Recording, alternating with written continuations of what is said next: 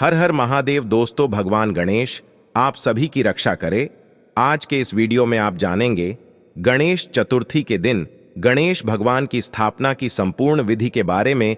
Video शुरू करने से पहले आप सभी से अनुरोध है, अगर आप भी गणेश भगवान का आशीर्वाद चाहते हैं तो आज की वीडियो के कमेंट बॉक्स में गणेश भगवान की जय जरूर लिखेगा। भगवान गणेश खुद रिद्धि सिद्धि के दाता और शुभ लाभ के प्रदाता है।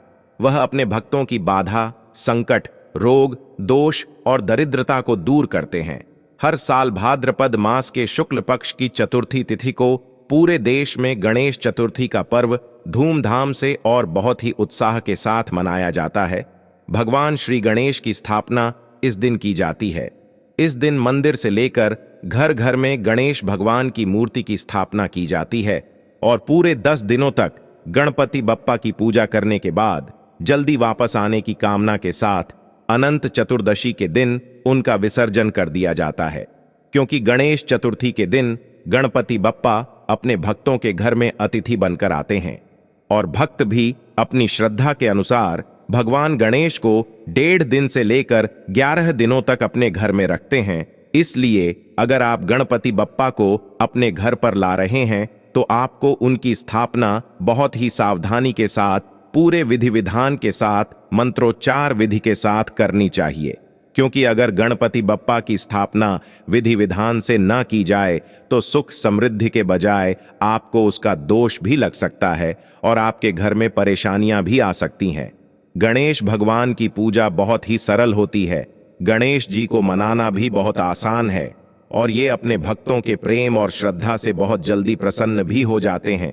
बस गणेश जी की पूजा में सात्विकता, शुद्धता और आचरण का ध्यान आपको रखना है। हो सके तो गणेश जी के लिए सभी प्रसाद आप घर पर ही बनाएं और बहुत प्रेम से पूजा करके बहुत ही प्रेम से भगवान को भोग भी लगाएं। अगर घर पर गणेश जी की स्थापना आप कर रहे हैं तो जितने दिन गणेश जी को बिठाए उतने दिन गणेश जी को अकेला ना छोड़े और अखंड दीपक का भी ध्यान रखें। रोज सुबह शाम गणेश जी की पूजा और आरती करें। अगर आप अपने घर पर गणपति की स्थापना कर रहे हैं तो ध्यान रखेगी मूर्ति बहुत ज्यादा बड़ी नहीं होनी चाहिए। मूर्ति पूरी तरह प्राकृतिक सामग्री से बनी होनी चाहिए ताकि विसर्जन करने में किसी भी तरह का कोई भी प्राकृतिक नुकसान ना हो और विसर्जन करने से जल भी दूषित ना हो। अगर आप चाहे तो घर पर भी मिट्टी से गणेशी बनाकर उनकी स्थापना करके पूजा कर सकते हैं, क्योंकि बहुत शुभ माना जाता है। बप्पा की मूर्ति पीले या फिर लाल रंग की सबसे ज्यादा शुभ मानी जाती है। 4 भुजाओं वाले लाल रंग के गणपति को संकट हरण गणपति कहा जाता है और इनकी पूजा से सभी संकटों का नाश होता है। ध्यान रखें कि बैठे हुए गणपति की मूर्ति ही आपको घर पर लानी चाहिए और गणपति की सूंड बाई तरफ को, यानी कि बप्पा की बाई तरफ जो सूंड मुड़ी होती है, उनकी वही वाली गणपति आपको घर पर लाना शुभ रहता है। समय का भी आपको ध्यान रखना है कि किस समय बप्पा की मूर्ति स्थापित करनी चाहिए। तो सबसे शुभ मुहूर्त दोपहर का माना जाता है।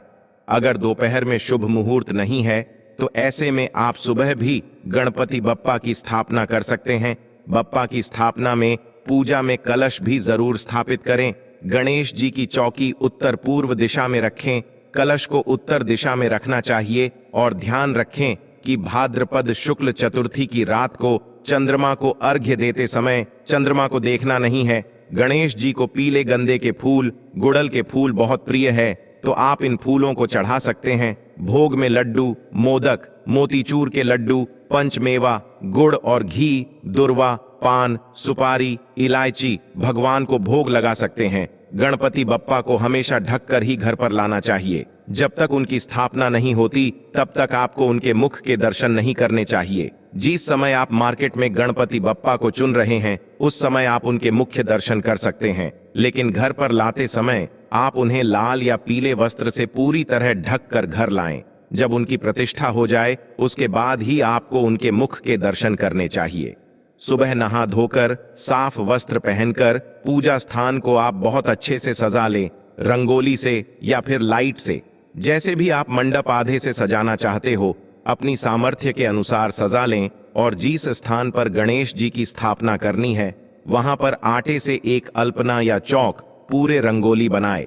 उस रंगोली के ऊपर एक चौकी या पाटा रखते, जिस पर आपको लाल या पीला कपड़ा बिछाना है।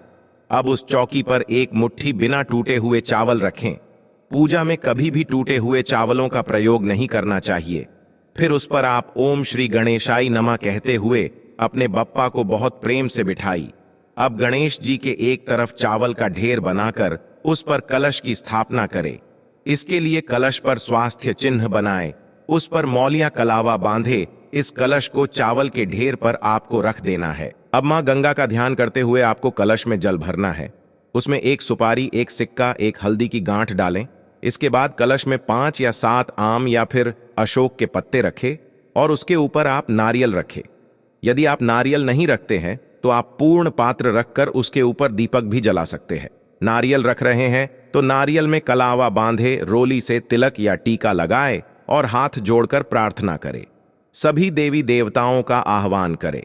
पूजा शुरू करने से पहले हाथ जोड़कर पूजनी गणेश भगवान जी का ध्यान करें।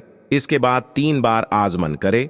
इसके लिए अपने मंदिर में रखे जल में से 1 चम्मच जल लेकर अपनी दाईं हथेली पर डाले और उसे श्रद्धा पूर्वक पी ले। कई बार लोग आश्वन वाले जल को पीने के बाद अपने सर पर हाथ फेरते हैं, तो ऐसा नहीं करना है। इसके बाद आपको 3 बार आजमन करना है। ओम गंग गणपति या ओम श्री गणेशाय नमः आदि मंत्रों का जाप करते रहे। इसके बाद हाथ से माथे और कानों को छूकर प्रणाम करें। फिर पूजा का संकल्प आपको लेना है। इसके लिए आपको हाथ से माथे और कानों को छूकर प्रणाम करने के बाद उस हथेली को धोकर उसी हथेली में थोड़े से अक्षत, जल और पुष्प रखकर आंखें बंद करके भगवान श्री गणेश का ध्यान करना है। पूजा का संकल्प लेना है।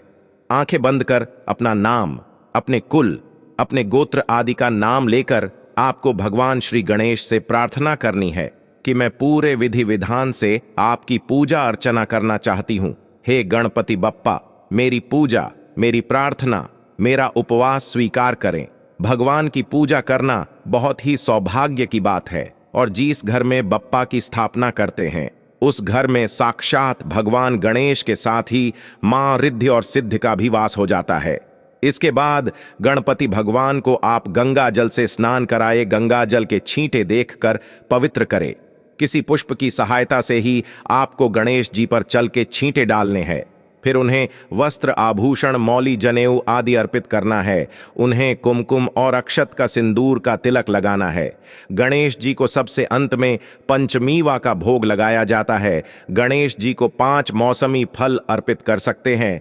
केले और दूर्वा अर्पित करें। गणेश जी की पूजा में तुलसी का प्रयोग भूल से भी आपको नहीं करना है। भोग में भगवान को मोदक, मोतीचूर के लड्डू, इलायची बहुत प्रिय है, आप इन्हें अर्पित कर सकते हैं। सुपारी जरूर अर्पित करें क्योंकि सुपारी को गणेश जी का ही प्रतीक माना जाता है। गणपति बप्पा को पीले फूल या गेंदे के फूलों से बनी माला और पुष्प अर्पित करें। पूरी पूजा करने के बाद ओम गंग गणपते नमः या ओम श्री गणेशाय नमः इन मंत्रों का जाप करते रहे। गणेश जी के दाईं तरफ कुछ अक्षत रखकर उस पर एक अखंड दीपक जलाना चाहिए और प्रार्थना करनी चाहिए कि हे गणपति, आपका हमारे घर में स्वागत है। आप हमारे घर में पधारिए और हमारे घर को खुशियों से भर दीजिए। पूजा स्थान पर आप धूप दीप जलाए, फिर गणपति बप्पा की आरती करें। पूजा के अंत में हाथ जोड़कर मन ही मन प्रार्थना करें कि हे बप्पा, अगर जाने अनजाने में हमसे कोई भूल चूके हो तो उसके लिए हमें सपरिवार क्षमा कीजिएगा। भगवान गणेश जी से अपनी मनोकामना पूर्ति के लिए प्रार्थना करें। उनसे बुद्धि का वरदान मांगे और प्रार्थना करें कि हर साल इसी प्रकार उनकी पूजा करने का, उनकी स्थापना करने का शुभ अवसर हमें मिलता रहे। बप्पा की स्थापना करने के साथ ही बप्पा के दाईं और बाईं तरफ सुपारी के रूप में मान रिद्धि सिद्धि की स्थापना भी आपको जरूर करनी चाहिए। इस बात को आपको नहीं भूलना है। इस प्रकार से बप्पा की स्थापना की जाती है। फिर सुबह और शाम बप्पा की पूजा करके उन्हें जो भी भोग आपके घर में बनता है, शुद्ध सात्विक उसका भोग लगाकर फिर उसे प्रसाद रूप में ग्रहण करना चाहिए। जब आपके घर में गणपति की स्थापना होती है तब आपको अपने पूरे घर की शुद्धता का ध्यान रखना है। घर में कोई भी ऐसा व्यक्ति प्रवेश ना करे जिसने मांस, मदिरा का या नशे का सेवन किया हो। घर में जितने दिन तक बप्पा विराजमान है, शुद्ध सात्विक भोजन ही बनना चाहिए। हो सके तो परिवार के पूरे सदस्यों को मिलकर ही सुबह और शाम की पूजा करके भगवान को भोग लगाना चाहिए। बप्पा की पूजा के लिए आप अपने आसपास के लोगों को भी आमंत्रित कर सकते हैं। धूमधाम से भजन कीर्तन करते हुए आपको इस प्रकार से पूजा करनी चाहिए और फिर अपने सामर्थ्य के अनुसार चाहे 1.5 दिन, 3 दिन, 5, 7 या 11 दिन तक बप्पा को अपने घर में विराजित करके अंतिम दिन आपको उनका विसर्जन करना चाहिए। वैसे तो अनंत चतुर्दशी के दिन विदाई दी जाती है, उनका विसर्जन किया जाता है, लेकिन आप 1.5 दिन में भी बप्पा का विसर्जन कर सकते हैं। उसके लिए आपको अनंत चतुर्दशी का इंतजार नहीं करना पड़ेगा। आप बप्पा को विसर्जन करते समय बहुत ध्यान से उनका विसर्जन करें। जिस प्रकार से हम उन्हें घर लाते, इसमें सावधानी बरतते हैं, उसी प्रकार से आपको जब भी विसर्जन करना हो तो धूमधाम से पहले उनकी पूजा करनी है। पूजा में या घर पर जितने दिन तक भगवान आपके घर रहे हैं, कोई गलती हुई हो भोग में, पूजा में, उसके लिए क्षमा याचना करनी चाहिए।